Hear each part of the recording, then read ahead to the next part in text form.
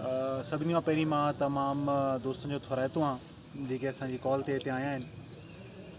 अॼु जो जेको असांजी गॾिजाणी जो मक़सदु आहे उहो इहो आहे कि गुज़िश्ता महीननि में पुलिस जी जेकी कार्रवाई रही, जेको गुड वर्क रहियो, अमन अमान खे बहाल करण लाइ, आवाम जे जान माल ऐं इज़त जे तहफ़ुज़ लाइ पुलिस जूं जेके कोशिशूं रहियूं, काविशूं रहियूं ऐं अलाह साईं असांखे जेके कामयाबियूं ॾिनियूं उहे तव्हां सां शेयर कजनि।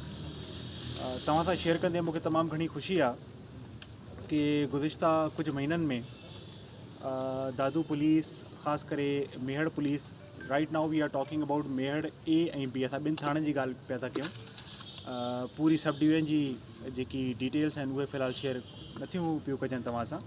असां सिर्फ़ु ॿिनि थाणनि जी कारकर्दगी जेकी आहे अलॉन्ग विथ CI तव्हां सां शेयर करे रहिया आहियूं। त मूंखे तमामु घणी ख़ुशी आहे कि दादू पुलिस जे मुतहरिक हुअण जी वजह खां, प्रोएक्टिव हुअण जी वजह खां जेके क्राइम कंदड़ एलिमेंट्स आहिनि उन्हनि सां पुलिस जा मुक़ाबला थिया। 11 पुलिस मुक़ाबला थिया सिर्फ़ु मेहड़ A ऐं B जी हद में, जंहिंमें असांखे कामयाबी मिली। 14 माण्हू असां गिरफ़्तार कयासीं उन मुक़ाबलनि में, जंहिं मां 8 जेके ॾोहारी हुया उहे ज़ख़्मी हालत में गिरफ़्तार थिया, जिन्हनि खां ज़ाहिर रिकवरीज़ बि थियूं ऐं कानून जे मुताबिक़ अॻिते प्रोसेस हलायो वियो। मोटर साइकिल स्नैचिंग ऐं चोरी असां वटि हिकिड़ो तमामु नासूर बणियल हुयो। अलाह साईं असांखे हिन में कामयाबी ॾिनी। DSP साहिबु, SHO साहिबान, CIA 15 इंचार्ज, तमामु जेके ऑफिसर्स आहिनि उन्हनि महिनत कई ऐं असां कुझु महीननि जे अरसे में 28 मुल्ज़िमान खे गिरफ़्तार कयोसीं ऐं इन नासूर ते क़ाबू पातोसीं। तव्हां ॾिठो कि मेहड़ B जी हद में हिकिड़ो नंढड़ो मासूम ॿारु मुसविर किडनैप कयो वियो, अगवा कयो वियो। It was a case of kidnapping for ransom, जेको हिकिड़ो तमामु हीनस ऑफेंस आहे। दादू पुलिस ख़ासि करे असांजी जेकी मेहड़ B SHO इंचार्ज 15 DSP साहिबु, इन्हनि तमामु घटि वक़्त में, कुझु कलाकनि में न सिर्फ़ु छोकिरे खे सही सलामत बादियाब करायो, पर जेके ॾोहारी हुया जेन्युइन उन्हनि खे बि अरेस्ट कयोसीं ऐं कानून जे मुताबिक़ उन्हनि ते कार्रवाई थी ऐं मां सम्झां थो इहे मुबारकबाद जा मुस्तहिक़ आहिनि। अहिड़ी तरह कई जेके रूपोश इश्तिहारी हुआ उहे अरेस्ट कया विया।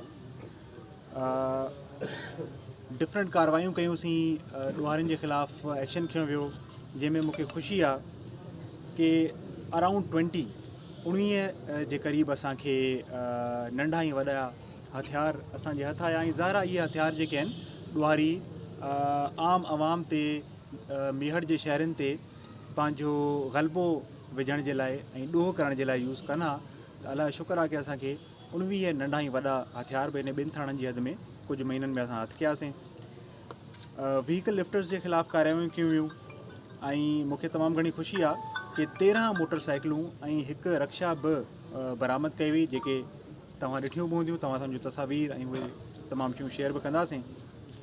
अहिड़ी तरह सोलर प्लेटूं, बैटरियूं, पाणी वारियूं मोटरूं, पखा, LCDयूं, इहे बि उहे शयूं आहिनि जेके इन ॿिनि थाणनि जी हद में रिकवर कयूं वियूं आहिनि ऐं जेके मुस्तहिक़ माण्हू आहिनि जंहिंजूं प्रॉपर्टीज़ हुयूं उन्हनि ताईं पहुचायूं वियूं आहिनि। नारकोटिक्स, ड्रग्स, मंशियात, गुटका मावा, इन्हनि जे ख़िलाफ़ु असांजी ज़ीरो टॉलरेंस पॉलिसी आहे।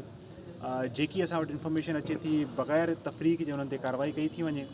इन्हनि जूं लिस्टूं असां प्रिपेयर कयूं आहिनि ॿियनि एजेंसियुनि सां मिली करे ऐं उन्हनि ते बिला तफ़रीक़ कार्रवाई जो सिलसिलो जारी आहे ऐं इन में 20 खां वधीक जेके मंशियात फ़रोश आहिनि जेके एक्टिव हुया उन्हनि जे ख़िलाफ़ु कानून जे मुताबिक़ कार्रवाई कई वई आहे ऐं अञा इहो सिलसिलो जेको आहे सो हलंदड़ आहे ऐं इंशा ताला दादू पुलिस पंहिंजी महिनत सां, अलाह ताला जी नुसरत सां ऐं तव्हां भाइरनि जी मदद सां इंशा ताला जेको इहो नासूर आहे मंशियात जो, उन खे बि तव्हां खां ख़तमु कंदासीं।